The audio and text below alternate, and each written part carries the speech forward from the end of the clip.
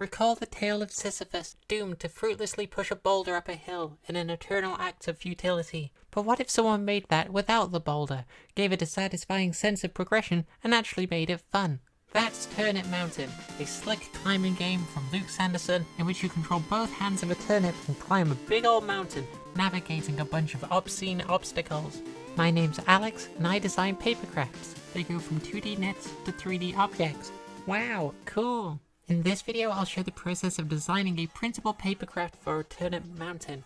At first, I was planning to only make a toy of the titular turnip, but that approach was riddled with problems. Making the arms 3D would make the structures too spindly and fragile, but leaving them 2D would make them look cheap and lazy. And then if I added 3D hands to the end of those arms, the weight would make them droop. Instead, I decided to make a small diorama of the turnip climbing the mountain, which would allow me to print the turnip's arms onto the mountain instead and avoid all of those issues.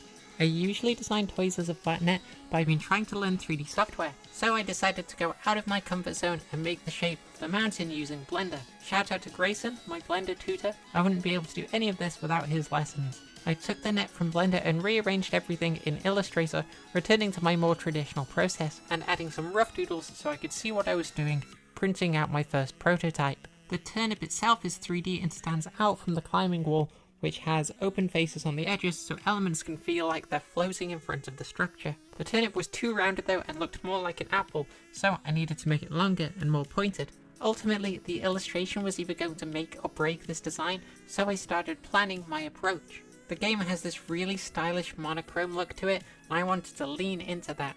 In my experience, source material that's too minimal doesn't always translate to a higher resolution medium like a papercraft. You can end up with large faces being solid colours and having no visual interest to break up those larger shapes. To accomplish this, I'm going to use a colour limiter, which is a technique I've used a lot of times, most notably throughout my Yucky Toy series and playsets based on the art of Plastaboo. Here's how it works. You take an image and then turn the saturation down to make everything grayscale. Then you add a posterize effect. This splits the image into a set number of layers. Adding a gradient map on top of this lets us control the color.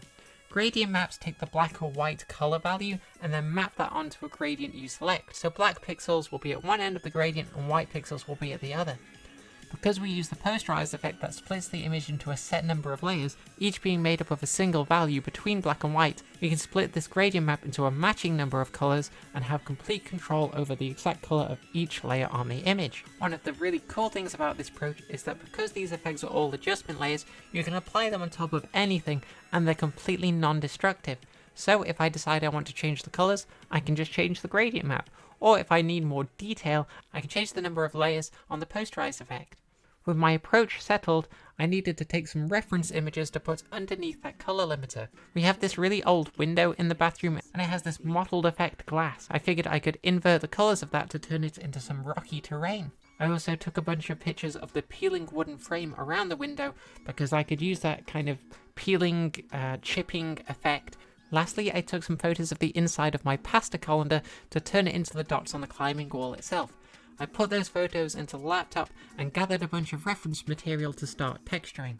I threw in the glass photos, made a wall of colander photos, and then lined up the images of the window frame along the edges of the climbing wall to help separate these two graphical elements with a darker border. On top of that, I started illustrating elements by hand with a fuzzy brush, creating the arms and shadow for the turnip. I designed it so that the outline of the turnip is actually printed on the climbing wall, so that way the white faces of the 3D turnip will feel like they're popping out even more. I added some coins, lined everything up, and then removed the colander photos in place of a more recognizable grid to match the game style a little bit better, and moved on to building a textured prototype.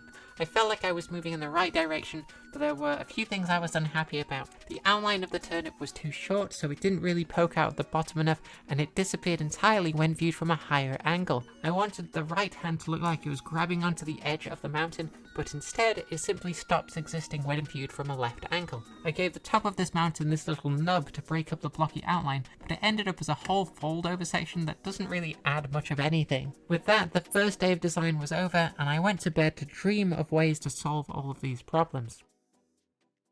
And then I did solve all of those problems, but I completely forgot to record any of it. I completely remade the layout of the template to give me more open edges to work with and make the building process more symmetrical. I expanded the outline downwards, repositioned the right arm so that my hand now pokes out over the edge. Instead of stopping abruptly at the fold, I moved the coins down to accommodate all of this, and then turned the top nub into a key from the game to really make that whole section pay off. I feel like if a part of a Papercraft ever feels superfluous, you either need to remove it or improve it until it feels absolutely essential to the overall design. At this stage, if I removed that key, it would feel like a huge downgrade.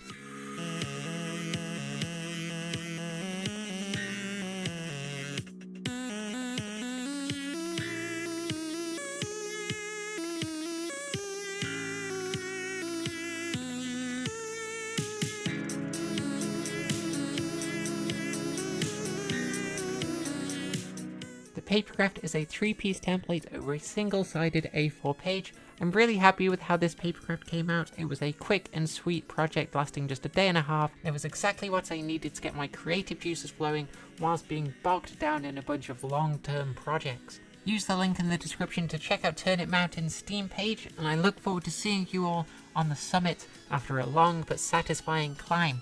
Keep folding, and I'll see you in the next video.